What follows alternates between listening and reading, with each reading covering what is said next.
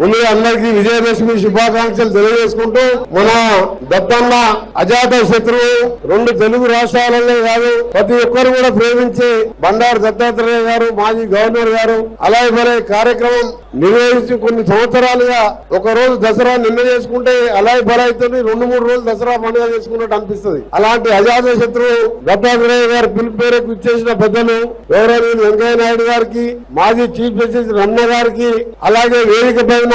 నాగార్జున గారికి, వేదిక పైన అందరు ఎంపీలకు, ఎమ్మెల్యేలకు, కేంద్ర మంత్రులకు అందరూ కూడా నమస్కారాలు తెలియజేసుకుంటూ మీ అందరూ కూడా మంచి జరగాలని, చెడుపై విజయం సాధించే విధంగా విజయదశమి రాబో కాలంలో అందరూ కూడా దేవుని దయ వల్ల సుఖ సంతోషంతో ఉండాలని, మరీ ముఖ్యంగా మా దత్తాత్రేయ గారు నిండే 100 ఏళ్లు ఆరోగ్యంగా ఉండాలని, వారి వారసత్వంగా విజయలక్ష్మి గారు కూడా ఈ కార్యక్రమాన్ని ఎంతో ఘనంగా నిర్వహిస్తున్న వారికి ఆ దేవుని ఆశీర్వాదం ఉండాలని, పార్టీలకు అతీతంగా ఇన్ని వేల మంది ఈ రోజు దసరా తెల్లారే వచ్చిందంటే దీన్ని బట్టి అర్థమవుతుంది. మరొకసారి మీ అందరికీ విజయదశమి శుభాకాంక్షలతో, దీపావళి శుభాకాంక్షలు కూడా మీ జీవితాల్లో వెలుగు తీసుకురావాలని కోరుకుంటూ సెలవు తీసుకుంటున్నా.